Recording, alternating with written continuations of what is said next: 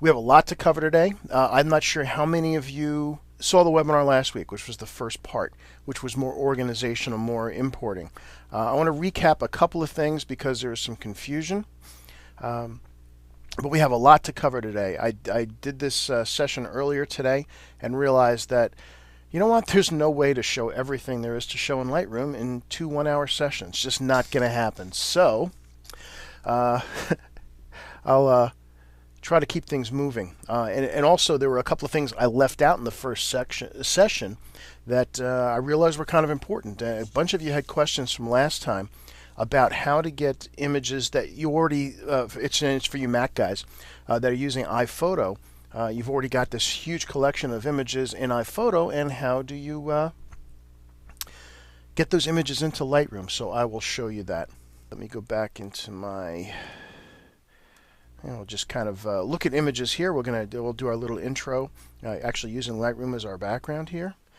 In fact, I will leave everything open right now.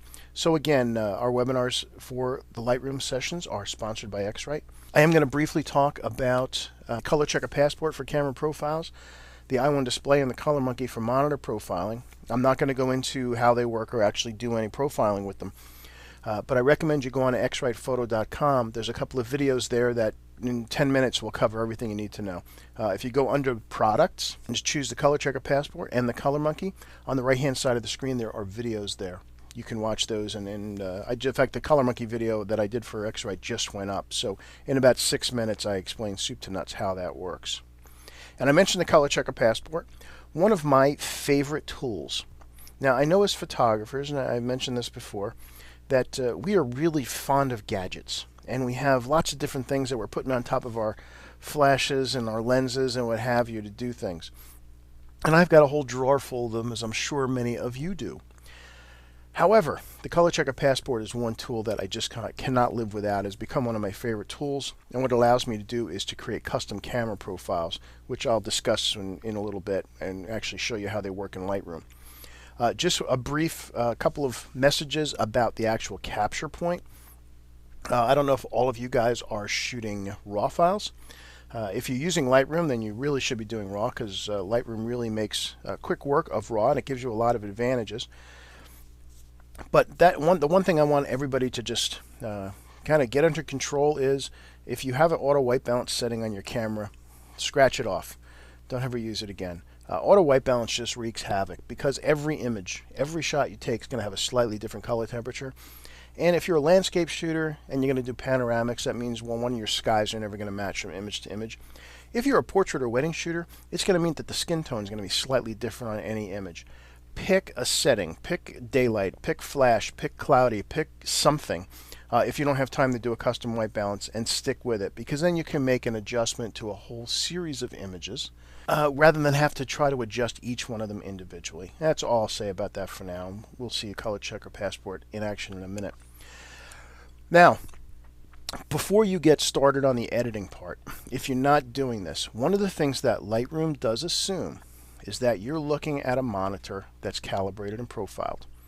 So what that means is your monitor is under control. It's showing colors, tonality, and brightness to the best of its ability. If you think about it, as it says here, your monitor does have the biggest influence on your image, because you're making your editing decisions based on what you see here. If your monitor is too bright or too blue or too something, and it's off of what it should be showing you, you're going to make edits based on what you see, and that means your edits are going to be wrong. So you've got to get your monitor calibrated and profiled.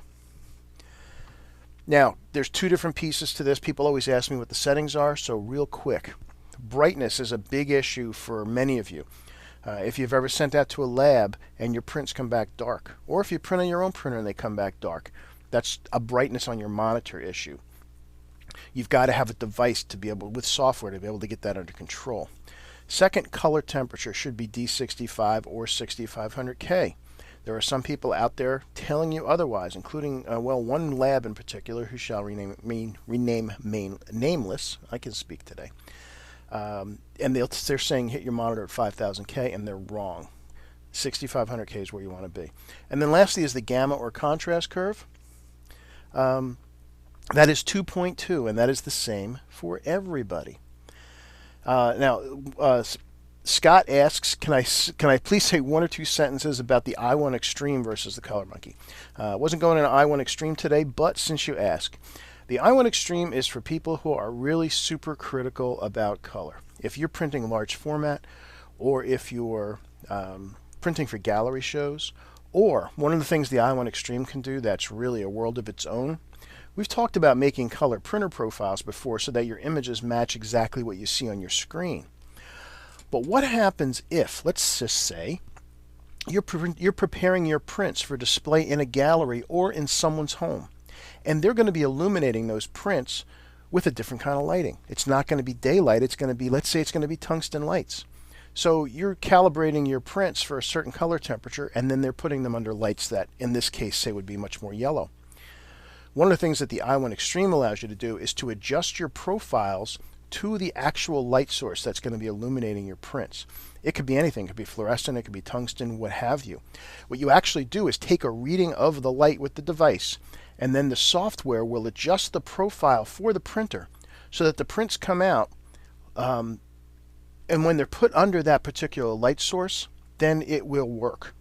And it's actually a pretty amazing thing, but that's it's another level. It's a subject for another day, but yes, Scott, thank you for asking. Now, 3 different devices I'm just going to recommend real quick. Someone asked, Richard asked about Luminance. The whole first thing about Luminance is you want to be somewhere between 80 and 120. There's no setting on your monitor to dial this in because your monitor is just somewhat subjective. You need the software to actually dial this in. This is the i1 Display 2. It's a colorimeter. It does a great job. The reason I like this device is it's the least expensive system that really gets your monitor luminance under control, which is that brightness issue. It does a great job. It just does monitors. If you're sending out your images to a lab, then this is fine. This is all you need. The Color Monkey, I'm not going to actually run the Color Monkey software today. The Color Monkey is a step up. It's a spectrophotometer. And what it can do is not only create, calibrate and profile your monitor, it can create custom printer profiles, which are an exact picture of how your printer is putting ink down on the paper.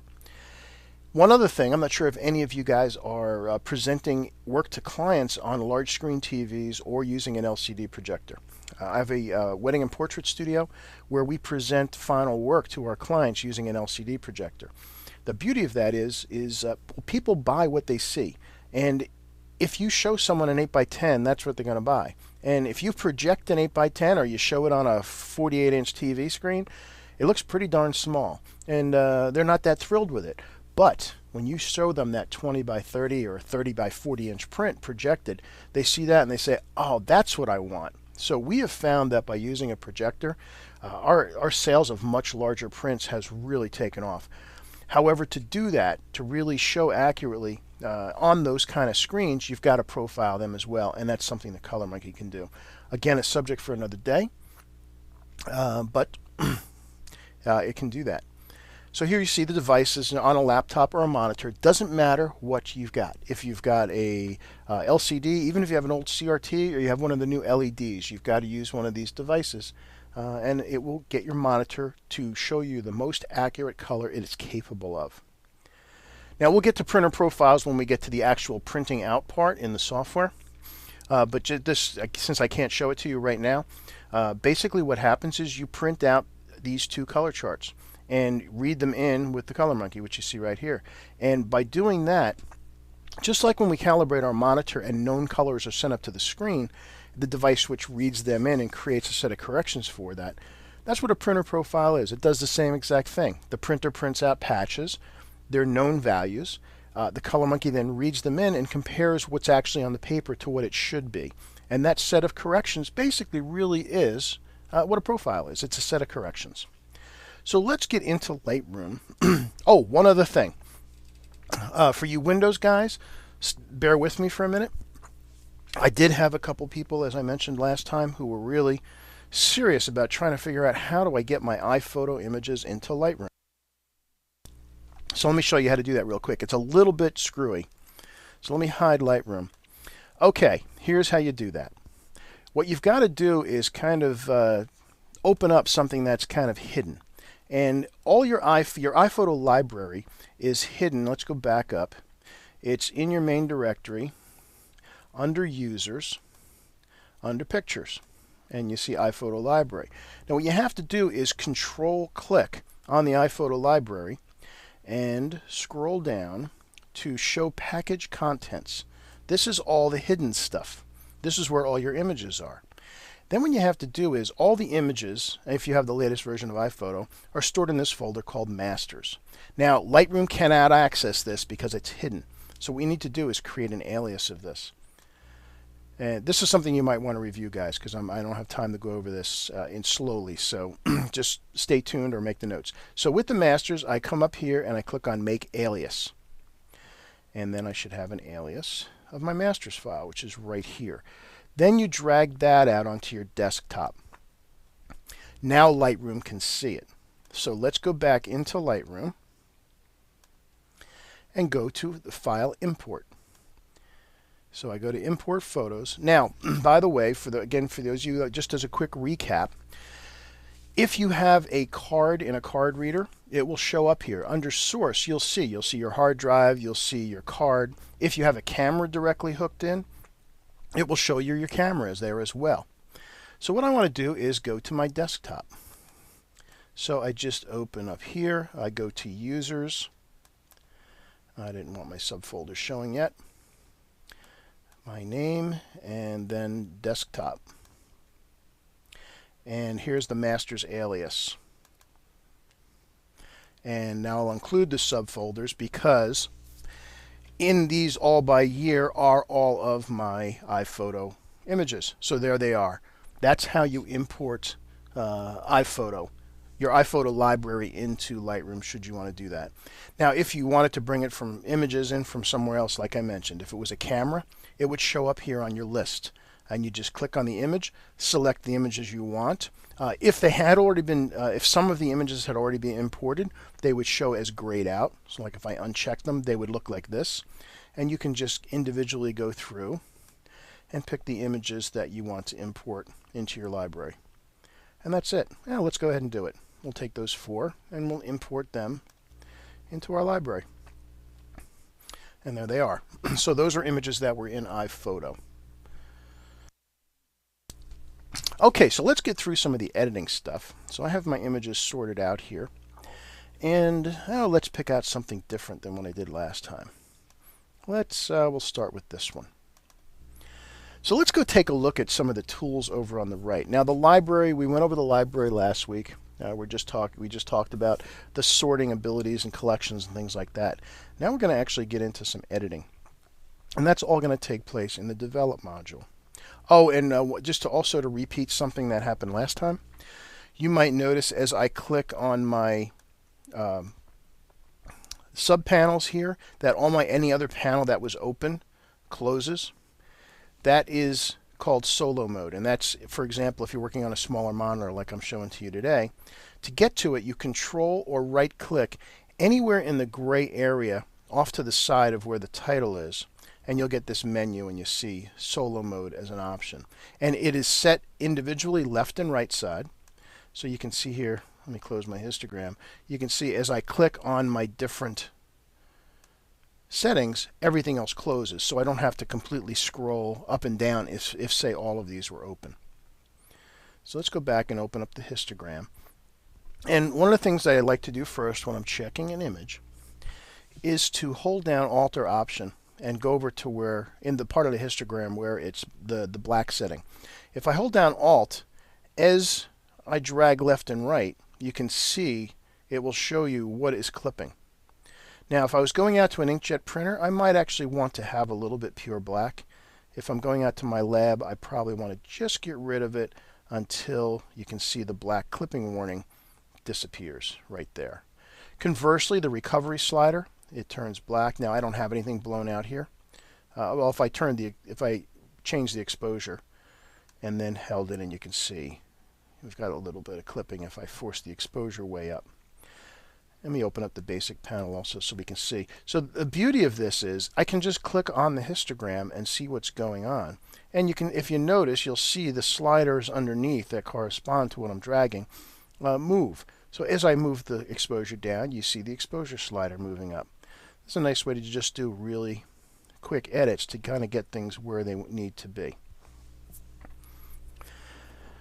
Now, the first thing I will do before I do any serious edits, I might do some basic exposure stuff like this on an image, particularly if I think, I suspicion that maybe an image is too far underexposed or too far overexposed.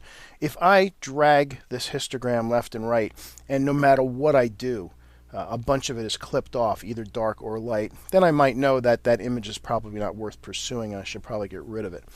A quick recap of the histogram, left to right. This is basically just a graph showing the distribution of the tones in the image from black on the left to white on the right. Our concern, just as it is in our camera, just as it is in Photoshop and anywhere else we look, is we don't want to have a bunch of the image up against one of these sides. So like if I go here and push the blacks right up against the wall, that means I've got areas that are pure black. There's no data in there at all. And again, I can hold down Alt or Option and click and see where that's happening. In this case, that's fairly minor. Conversely, if I come up against the right side, if this is what my image looked with the normal exposure, and again hold down Alt or Option, I can see there's a lot of stuff clipping, but even with that I was able to bring it back because this original exposure was okay. Let me reset that to put it back where it was. So our biggest concern is we don't want things up against the left or right. And if your monitor is calibrated, which mine is, then you can judge what you're seeing on the screen is going to be safe. Now, as I said, before I do any serious editing, I need to make sure that my color is in a good base point. Now, if I take a look at my white balance, you can see it's as shot. I had done a custom white balance. If I had not, well, it's a sunny day, so I could just say it's daylight. And you can see, oops, I get a slight change. So obviously that's wrong. It actually was, going back to my as shot, it actually was somewhat bluer out than daylight. So that's why having a custom white balance is really a good idea, or at least taking a reference shot of something that's in neutral. Now what I'll do first, as I mentioned, is I will create a custom camera profile for my camera. And it's really simple to do. Let me get one from an appropriate scene. Let's pick this one. So basically I take the color checker passport, I hold it out in front of me, and I take a picture of it. That's all you need to do. You don't have to have a profile for everywhere you go. You just have to have one for your different types of color, not color temperature, but color spectrum of the light. Sunlight is a continuous spectrum. Artificial lights are not. So if you're dealing with a tungsten light, then tungsten light has a very strong yellow cast to it. Standard fluorescent tubes have a strong green spike in them. And what a profile does is it corrects for those imperfections in these lights. The other thing is every camera has its own way of determining what red, green, and blue are. Now, in the past, we just had our white balance to live with. In fact, if I hit W, that brings up my white balance tool. And I can come over here, and let's say I had my white balance set completely wrong. I had it set for something like that, and all my colors were messed up. Well, again, I can just come in and pick one of the gray patches. I like to pick the second one in. And now I have a perfectly neutral white balance. Now, that's all well and fine. But since every camera is slightly different on how it produces color, it varies from manufacturer to manufacturer and even from model to model. Now, I've had people ask me, do you need a profile for each lens you use? Technically, lenses have a little bit different bit of spectrum coming in, but that's really extreme. But if you're really picky about color, sure, you can go ahead and do that. One of the beauties of Lightroom is it actually lets you sort out your images even down to the camera serial number, so you can really separate your cameras out that way. As far as creating one, good question. Steve asked about different parts of the world. I do create profiles for very different atmospheric conditions. If I'm in a very humid space, I will create a profile for that. If I'm out in the desert Southwest, like here, this is a shot taken in Bryce National Park, very dry there. So yes, I'll create a profile there because the water in the atmosphere has an effect on the reds. A lot of water in the atmosphere absorbs more red, so a profile will correct for that.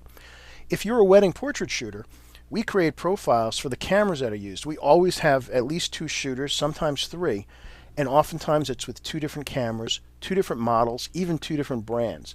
By having a profile, all the camera colors come back into they match, basically, because they all have not just neutral, but they all have all these references to go with. Now, this has already had the profile applied to it, and that's under camera calibration. Let me show you. This is what you got unless you had a camera profile. Here's the standard calibration. Let me go to 1 to 2 here so you can zoom in a bit. Here is the standard Adobe Standard Calibration conversion. It's very neutral, it's very safe. But if you create a custom profile for your camera, watch what happens to the color. When I dial this in, here's my S5 Bryce. Watch particularly the blues. You see the enormous color change? This purple, this pink change a lot. This is what we had been living with, this. But it was costing us a lot of the saturation that our camera is really getting. Even this orange and brown are changing quite a bit. If you have a profile for each of your cameras or under each of these different situations, then all of these colors are going to be the same in every place you go, which means your color is going to match everywhere you go, and that's what we're after. To create a profile, really simple. The software that comes with this, you just go to Export with Preset, and Color Checker Passport shows up in Lightroom. Give it a name. I'll call this S5 Bryce 2. Since I already have one done for you. And that's it. That's how easy it is to create a profile. Just take a picture of the thing, come into Lightroom, and create your profile. If you're a Photoshop user, by the way, you do this in, there's a little desktop app that does this. And also, any profile you create in Lightroom shows up in Photoshop, and vice versa. They all use the same profiles. All right, so I'll just let this finish, and then we're going to go back to one of our images and start doing some editing. Okay, so the profile has been generated. Now, Lightroom does need to be restarted to activate profiles, but we already had our profile created, so we don't have to worry about that. So let me see. Where's that image we just had up? I want to use that one because that'll be a good starting point. Okay. All right, so I don't need to see the film strip down the bottom anymore, so I'm going to hide that, take away with some more real estate. And let's take a look starting right at the top of some of the basic edits. Now, we've seen by pulling the histogram left and right what we can do as far as exposure, recovery, and fill light and black. Now, underneath that are these presence settings, which aren't quite as clear. Excuse my voice, by the way, guys. I have this incredible head cold. I'm trying to deal. Presence. Clarity is kind of like a micro contrast. It's like a very local contrast. Watch what happens as I bring this over to the right. You can see, actually, let's zoom in a bit. You can see the local contrast gets much deeper. See what's happening there? Now, we had kind of a hazy day here a little bit.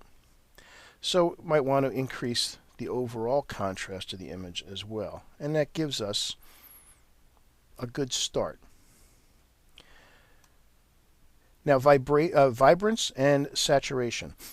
Similar things. Saturation just increases the saturation of all colors evenly as we do that. Vibrance increases the saturation of colors minus skin tones. So if you're dealing with portraits, it won't affect them as much. It moves it up a little bit, but not as much. Sometimes I find, depending on the color spectrum in the image, that actually moving them up a little bit both works. Now, most cameras are slightly desaturated, so having a little bit of vibrance and saturation is going to be needed for most images. All right, so we've already made great strides just with those simple edits. Let's dig down a little bit deeper. Let's go down to this next one, to tone curve. And I'm just going to set it back to a linear curve. So here's just the generic, completely straight curve here. Now, I want to add some local contrast. And this button right here will allow me to do that. Rather than have to worry about going in and adjusting the curve manually, which you can still do, by the way, just by clicking on this line. However, if I click on here and then come out into the image, you can see a dot has just appeared on that tonal curve line, and it's going to move up and down depending where my cursor is. Now, if I want the sky a little darker, I can just click on the sky, drag down a little bit, and notice the curve starting to come down. So that's moving those midtones down. If I want the clouds to be a little brighter, notice there's now a dot further up the curve. If I click on there and drag up, they're getting a little more contrast. And if I want to come into these deep shadows, say these trees here, let's say I want to darken them a little bit, then you see what we've got there. So again, just that quickly with the tone curve, and this button, by the way, will turn the effect on and off so we can see what we've just done. If I turn it off, you can see we went from there to there. Okay, looking better. So let's close this one and move further on down the line to the Hue Saturation Luminance layer. This one is really fun. Now, Hue I don't usually mess with too much, but here's saturation where rather than adjusting the overall saturation, you can pick individual colors to adjust. So for example, if I want just the blue to be more intense, again, click on the adjustment, go up to the sky, click and push up. And you'll see, in this case, you see the blue slider right in the menu moving along with me. So I can make that a little more saturated. I can also say make the foreground a little more saturated. And you see the orange and yellow sliders moving. If I think the green trees are a little too green, I can come to here and drag down and take some saturation out of those. Same thing here with luminance. Luminance is going to adjust the brightness of these levels. So again, I click on the adjustment. If I want the sky to be a little darker, just click on the sky and notice just the sky is getting darker. And if I want the foreground to be a little lighter, I want these trees to be a little lighter, I can just click and drag up, and now the foreground's getting lighter. So we've made quite an outstanding adjustment already. In fact, let me bring this menu back up. I'm going to show you something. Notice there's this YY. Well, this will show me my before and after. And if I click on this, I get to see left and right, and I can also split it, and I can see where I've been. So let me do left and right here. Again, Shift-Tab will hide all your menus and let you see. And you can see what it is we've done so far just by doing that. Very cool stuff. Now, as far as where you pick, it's just wherever you put that dot. As soon as you click, it disappears. Pushing the dot up, either with your mouse, so I'm just actually using a trackpad today, will make it lighter. Pushing or more saturated, dragging it down or towards you will make it darker. That's really as simple as it is. So again, Shift-Tab, and we're doing pretty well. You can also black and white here, but I'm going to show you a better way to black and white in just a minute. Split toning is for duotones. Not something I'm real fond of, but it's something you can play with. You actually select a color for shadows and highlights, and you can determine where the blending point is. Not something I do in my work, but it's there. I find it works better for black and white work.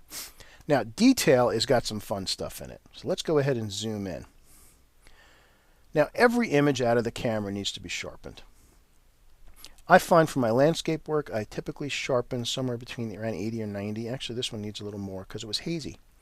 So I'm going to go 107, but I typically like to bring my radius below 1, and what that eliminates is a chance of any halos forming. You can see I still have a very clean edge between the mountain and the sky here. Now, detail will do what it says. It actually enhances detail, and masking will determine where the sharpening is taking place. If you hold down the Alt or Option key while dragging the masking slider, it shows you what's going to be masked out and what's going to be allowed to continue. So you can kind of get a sense for that there. Or you can just drag it left and right and see if you see any change. You can see if I drag it all the way over versus all the way left. This allows all of the sharpening to take place, and as you drag across, that cuts down on the areas. Noise reduction. I don't see a huge amount of noise here. Let's come into the center, and let's zoom in to 200%. See if we can see some noise. Okay, now we're seeing some noise there. So let's check noise reduction. I'm going to come up to about 50% or so. Now again, this is 200%. But it's a good place to check for checking out noise. And we see we've gotten rid of it, but we've lost some detail. So again, we can bring the detail slider up to maintain that. And this is a little bit of a balancing act. You want to adjust the detail up and down so that you've got the detail, and adjust the noise reduction just so that your noise is just disappearing. If you've got color noise, and that typically is going to happen in deep shadows. I don't know if I have any in this image. Probably not, but let's take a look. Color noise as I drag over. Yeah, nothing really happening because again, you would have to have really deep shadows. And what color noise is those kind of the green and purples that always show up when you have kind of an underexposed area. So let's go back to even 100%. And I can see that maybe my sharpening and my noise reduction actually seem to have worked pretty well. Because once you move it around and let it settle in and let it redraw, okay, we're looking pretty good there. Okay. Now this was shot with a Mamiya camera. That's why the MOS extension there. This is a medium format digital back. So I'm going to move on to another image because I want to show you some of the other things like the lens corrections. So, and again, let's take one last look at the before and after. And it's pretty dramatic, as you can see, just with that quick little bit of editing. Oh, one last thing while we're here. As long as we're here, let's take a look at one of my other favorite tools in Photoshop, in Lightroom rather, and that's these gradient and the paintbrush. Now, we're used to doing these kind of overall edits in Lightroom, but Lightroom will let us actually do localized adjustments. So I'm going to use the graduated filter first, and I'm going to put a little bit of a darkness in the sky. Now we can see from the sun direction that the sun is coming from our left or maybe over our left shoulder and casting shadows here. So the sky is probably going to be darker over where the clouds are. So I'm going to choose the gradient filter and drag a gradient from the upper right down to the left at an angle. Now you might be saying, well, that's kind of extreme. It is. We just put it in place for now. Once it's in place, we now have adjustments. I can adjust exposure. I can make it lighter, darker. I just want to make it a little bit darker, just to add a little more drama to the sky there. And while I'm there, I can locally adjust the contrast to make those clouds pop even a little bit more. And conversely, I can click on New, and let's say if I wanted to darken the foreground a little bit, I can do that. Again, not quite that much exposure down. Let's say about a half a stop. And I can darken the foreground. Now, lastly, what if I just want to bring in the center of these mountains? It was a little hazy because there was some fires going on. I'm going to click New again, and I'm going to choose this one, which is the brush. And when I click on the brush, I get a brush with a size and a feather to it. The right bracket makes the brush bigger. Left bracket makes it smaller. You can adjust the feathering. As you see here, I can make it just a little bit or have it a very soft edge. And if I take this brush and just start painting, and you can let go and pick up somewhere else, and you can go in and even resize it, and it's going to continue applying or being used by this one control point until we tell it we're done. Now, maybe I made it a little too dark, but it just lets me see where I was, because now I can come into the exposure and just bring it up a little. I can also increase the contrast just locally right there. And that's pretty dramatic change. So again, let's do that one more time. We'll just close that. Take a look at our YY, our before after.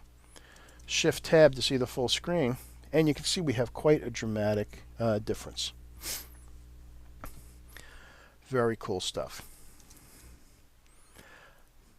Okay, so let's move on. Let's move on to another image and take a look at some stuff peculiar to some different cameras. All right, we just did landscape. Let's see if we can find any portraits here. Yeah, let's do a portrait. Let's use this one.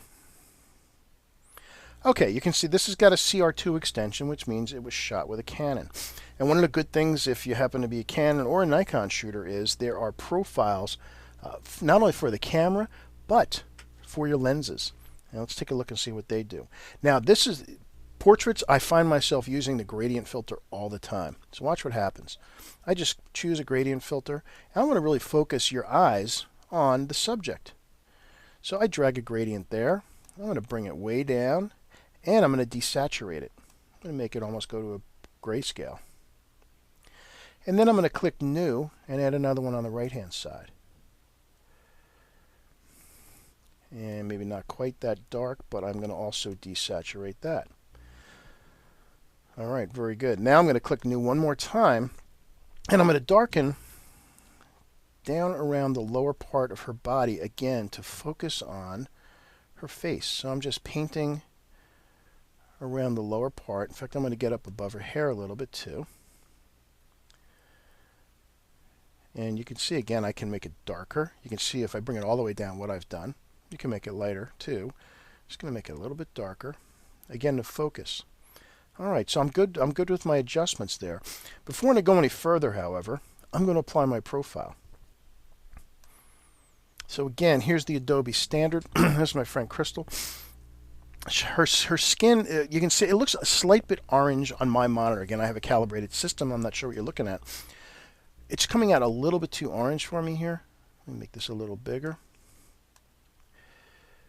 When I apply the profile, watch what happens to her skin. So this is, I created a profile just for this shoot with her.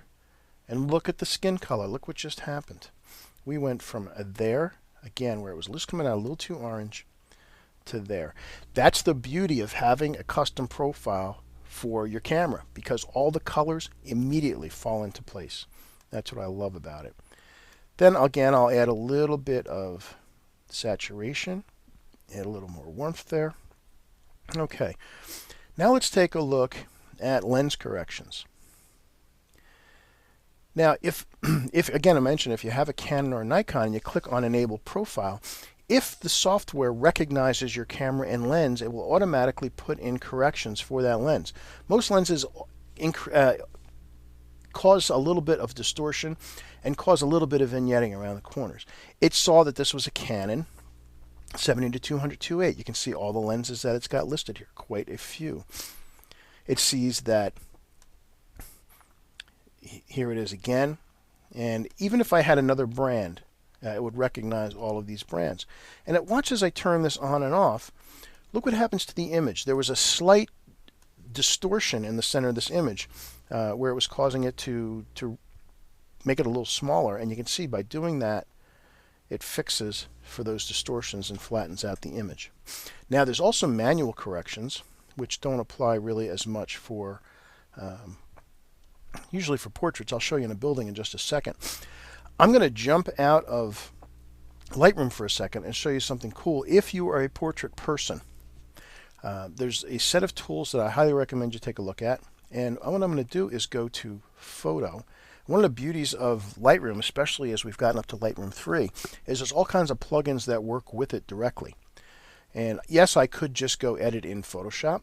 I can also edit in Topaz. I can also edit in Nik filters and On1 filters. And I'm going to go into Nik Color Effects, which is right here. Now there's different collections of these. There's the entire collection, which I have loaded right here.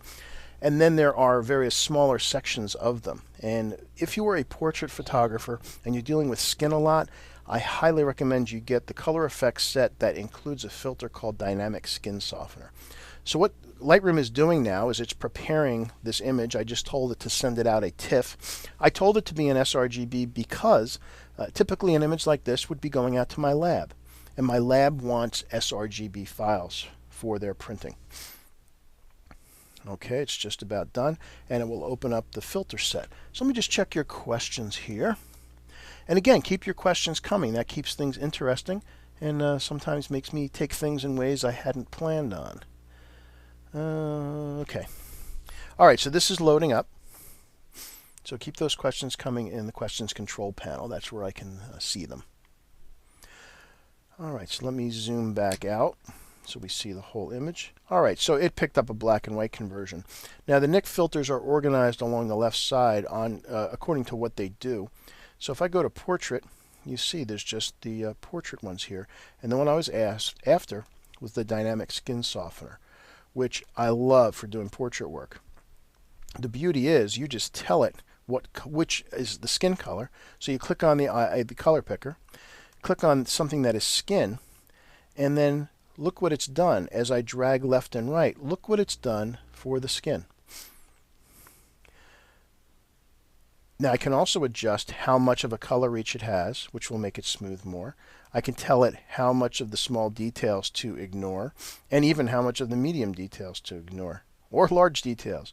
I suppose if you turn the thing up all the way, you could get people to have absolutely no features whatsoever on their face, but usually not the idea. The beauty of this filter is I haven't figured out if it's possible in Lightroom yet, but I use this in Photoshop all the time because since it's a filter plugin in Photoshop, I can batch. So if I have 20 images of the same person, I can run this filter and just have it soften the skin for everybody. But look at the dramatic difference there as I drag the slider back and forth. Yes, these filters aren't the cheapest things you'll ever come across, but if you are a portrait photographer, they will pay for themselves the first time you use it. So then I just click on Save, and it automatically puts everything right back in place. Let's see, who is this now? Hazel mentioned that she has Topaz filters, but they only show up in CS5. Go on to topazlabs.com. They just released a new software plugin called Topaz Fusion that allows you to access all of the Topaz filters right in Lightroom. It's very cool. Now, Gerald mentions he has Lightroom 2 and can't find presets for the Canon 7D. Unfortunately, you're going to have, the only way you're going to do that is if you upgrade to Lightroom 3. Sorry to say that, but that is the case. All right, so if we zoom in here, we can see now we've got beautiful soft skin. Let's look at it kind of at 1 to 2, and we can again look at our YY, and we see a beautiful difference. All right, so we're done with Crystal here for now. Let's go get a building because I wanted to show you something else. Let's see, there was a, yeah, let's use this one. This is a good one. No, that's already a Photoshop file. Let's take the raw. Okay, so here's our raw file. And I'm going to reset this back to its original raw state. And so it's uncropped, and this is how it came in. And again, first thing I do is apply the profile. This is right near Bryce. And watch what happens to the sky as we change from the Adobe standard profile to the custom profile for the camera. Watch what happens. See how much the sky darkened? That's what the sky out there looks like. It does not look like this. And again, the beauty of a custom camera profile. So I'm going to crop this a little bit. Actually, I'm going to hold off on cropping. Let me escape out of that. Two things first. In the crop tool, this angle tool, for those of us that were dealing in Photoshop and you had to go find the little measurement ruler and drag it across something straight and then use rotate arbitrary to get our images level. Well, this is built into Lightroom. It's this angle tool. If I know my horizon should be straight, as it usually should be, if I click and then just drag across to, oops, I didn't want to, that was the crop tool, sorry. That's the danger of working with a trackpad. Okay, click on what should be my horizon, which is right there, and watch what happens. My image straightens out. You just click and let go. And you also have this option to constrain to warp. And I can just say, okay, close, I'm good. So now everything is perfectly straight. Now, under lens profiles, under lens correction, remember we had our profile here. Let's go ahead and enable that and see what it does again to the image. This is a different lens. This is a 24 to 72/8. And we can see that the camera profile, the lens profile in this case, straightens out the entire image. However, we also have some options manually. Now, actually, unfortunately, this image is pretty straight. Let me show you what you can do, though.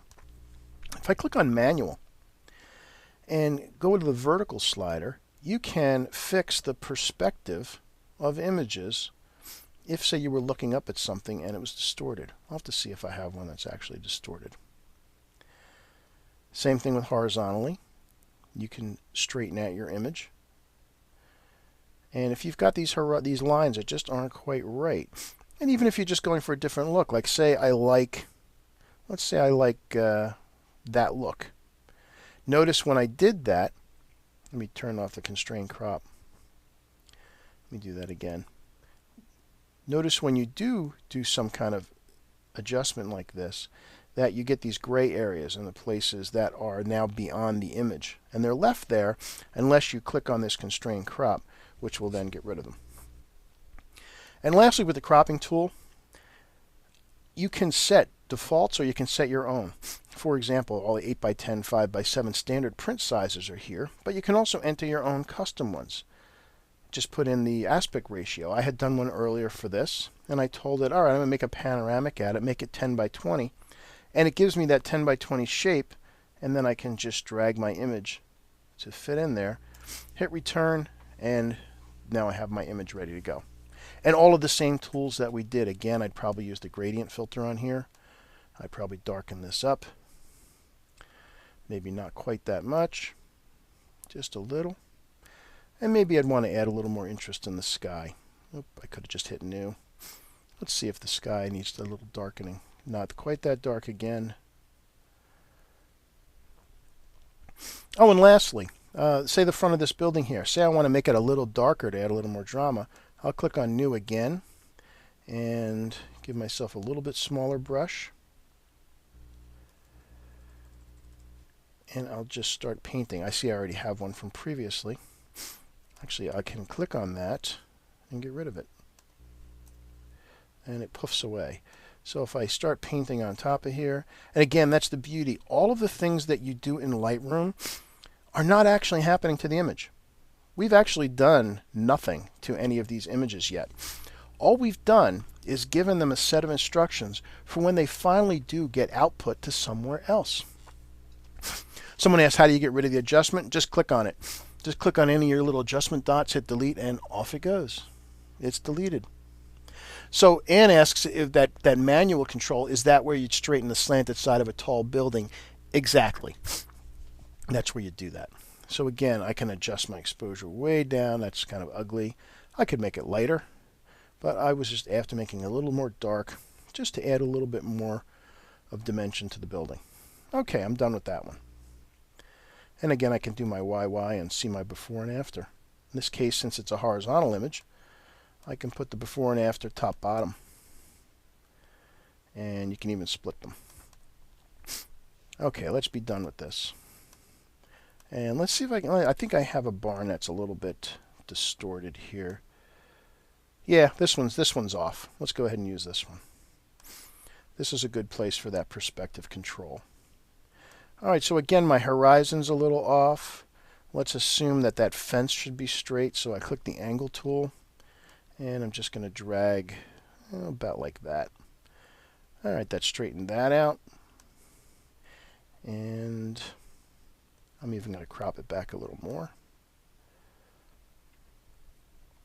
Now I'd probably get rid of this street in Photoshop, but we're not going to do that today.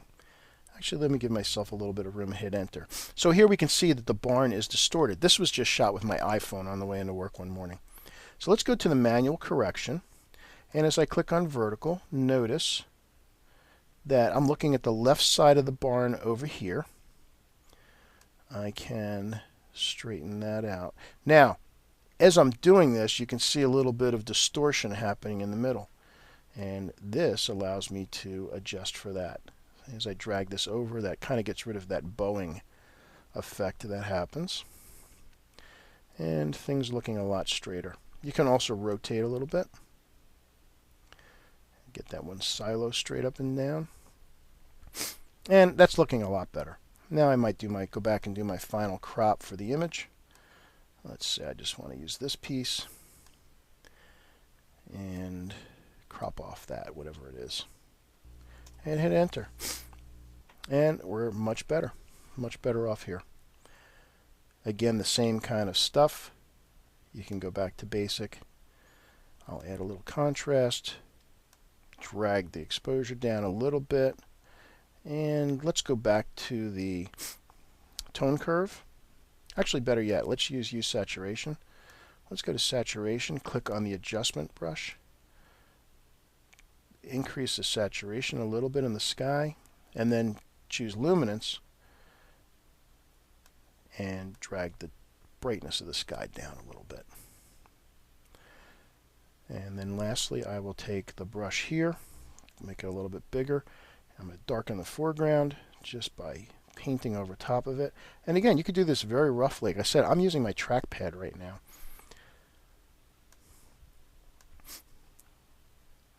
Oops. And I will turn back the exposure a little bit. And again, that's the beauty. All of these adjustments are temporary. or can be undone. So then again, if I click on New, give myself a little smaller brush, and I just wanted to make the front of the barn redder. I'm just painting over top of it. And again, I'm just doing this very quickly. I would probably do it a little more carefully if this was going to be a final image. And increase, in this case, the saturation of the front of the barn.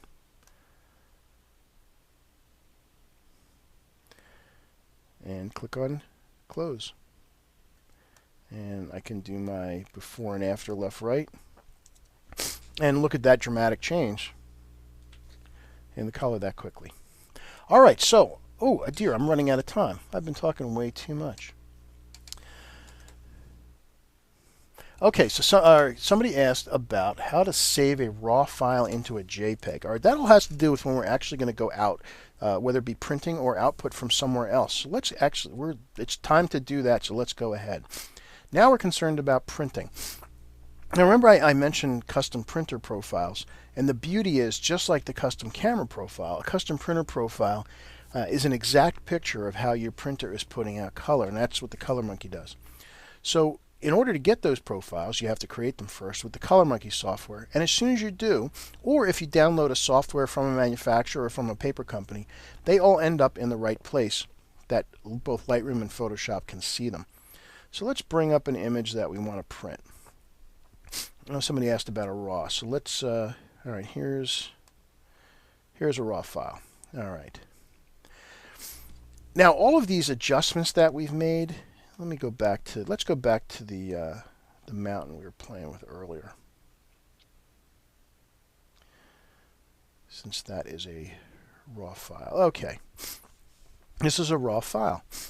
Now, if I want a JPEG of this, what I need to do, there's two ways to do it. Either I export it as a JPEG, or I can do it right through print. Now, this is an enormous file. That's why it's taking a little bit to load. All right, so I would simply go to File, Export. Now, if I just want to save this on my drive, I just tell it where I want to go, pick a specific folder, and I'll just put it on the desktop for the moment. I could put it in a subfolder, and let's say, for example, I want to send this up to Facebook. So I'll just call it Facebook Images. And I can rename it if I want, and if you see here, there's options for renaming it should I need to. No really need here. I can give it a new name. File settings. So here's where I tell it I want it to be a JPEG. I want it to be highest quality, and depending on where I'm going is going to determine what my color space should be. If I'm going out to the web, like Facebook, or I'm going out to my lab, I'll go sRGB. If I'm going to print it myself, or someone else is going to print it for me on an inkjet printer, then it's going to be either Adobe RGB or ProPhoto RGB, and that's a conversation you need to have with whoever's doing the printing for you. If I'm going to send it out to Facebook again, I need to resize it. And here you see, I can set either a constraint width and height, or just tell it, well, whatever the longest edge is, in this case horizontally, limit it to 1,000 pixels. Resolution, basically, actually, people are always thinking screens are 72 dpi. They aren't anymore. Most of them are between 100 and 112 dpi. So I choose 110 pixels for my screen. I would sharpen it for the screen. It depends on how much, probably usually the standard sharpening. And I would watermark it. Now let's talk about watermarking a little bit. In fact, let's edit watermarks. We're going to create one right now. So let's say I'm going to call this, I'm going to copyright it, which on the Mac is Option G, and I'm just going to call it Joe Brady. I shot this last year, so 2010. And you can see that shows up there, and I have all these options. I could choose a graphic instead of a text. I can choose my font, which that's the font I typically use, and I can put a shadow on it. And it should tell it how much of the opacity I want. You can change the opacity of the watermark itself. You can see as I drag this left and right, you can determine whether it's transparent or not. I can size it. You can make it proportional to the image. Now notice I also have mine off to one side. And I can change the inset left and right. Well, let's say I decide I've changed my mind. I want it to go across the bottom of the picture. So at that point, oops, I can choose, well, go down to the bottom. and I can tell it from here, again, vertically where I want it to land. And if I want all my images to have my watermark right there and be a little less opaque so that they can see it, but they still know that it's a copyright image, I just would save this, and I'll call this a new preset, and I'll call it, oops, sorry, I'll call it Joe Brady 2010. Click on Create. I now have that as a default watermark. Click on Done, and if I had selected 100 images and chose watermarking here, then that would show up on all those images just like you saw. Then I just simply click on Export, and what it does is it takes the image, it resizes it appropriately, and we'll take it from there. Somebody asked about the keystroke shortcut for the copyright symbol. For you Windows guys, I can't help you. I don't know what it is. On a Mac, it's just simply Option G. Gives you the copyright.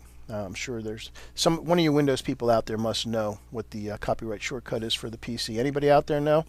If you do, let me know in the control panel the questions. I wish you guys could all see each other's questions, but unfortunately the system, the way it's set up, does not allow you to do that.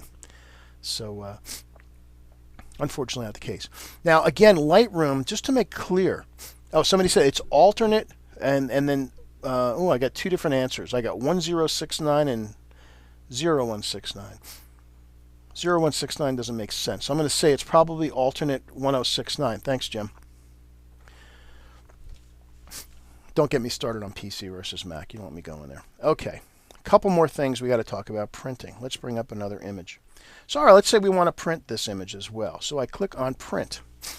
And I have my default set up as, I think, an 8x10. Yeah, here's just one 8x10. And the image is ready to go. I can tell it. Where is it going to print to? Well, I've got printer or JPEG again. If I wanted to create an 8x10 JPEG, or more typically maybe I would do something, say like this, and I wanted a picture package of some kind, or two 5x7s, and I was not going to print it myself, but was going to send it out somewhere else to be printed. This is where you might want to choose JPEG instead of your actual printer. You can also, in the new Lightroom, you can create your own. For example, I have this 3 vertical one, and what I do is I choose 3 different images, and then I can drag, while I'm in here, I can drag my images around and create a little print like that, which is kind of a nice little cell sheet or cover. Oh, okay. Jim came back. All right. The copyright symbol on a PC is Alt 0169. Thank you for all that. So hold down Alt and then type in 0169, and that will get you the copyright symbol. Or you could all go out and buy a Mac, and it's just Option G. I had to throw that in there. Sorry. Okay. So other settings on the printer. Resolution. Everybody's hung up on 300 dpi. Guess what? Most inkjet printers don't come anywhere near 300 dpi.